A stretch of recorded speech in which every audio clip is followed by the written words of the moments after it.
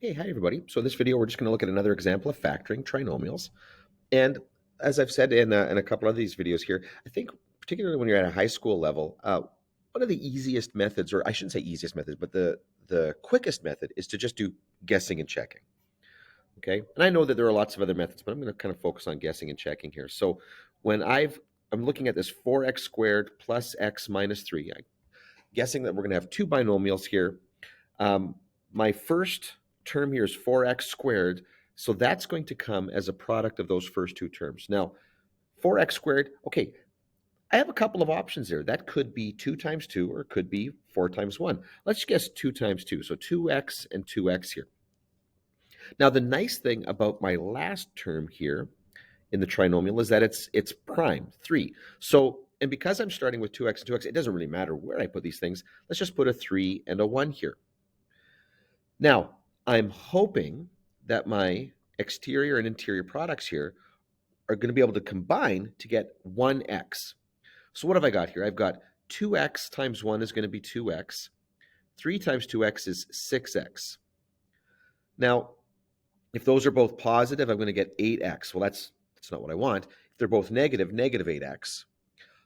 If one of them is positive, let's say the 2 is positive and the 6x is negative, then I'm going to get negative 4x, and the other way around, I'm just going to get positive 4x.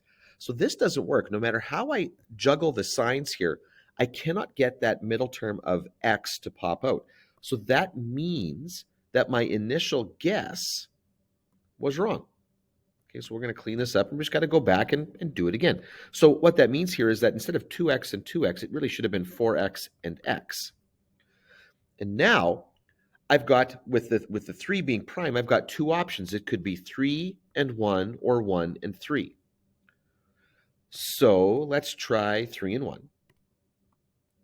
And let's see from there, am I able to get that interior, that sum that I want there? So 4x times 1 is just going to be 4x. 3 times x is going to be 3x. So now, can I combine those to get a sum of positive 1? And the answer is yes, I can, as long as this is the positive 1 and this is the negative 1.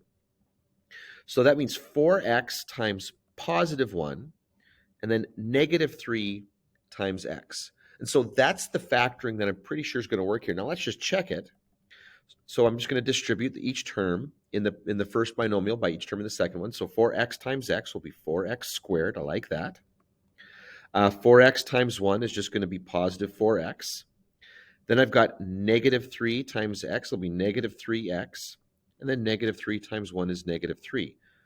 And when I combine the linear terms, I get 4x squared plus x minus 3, which is what I started with. So, yep, that is the factoring that I am looking for.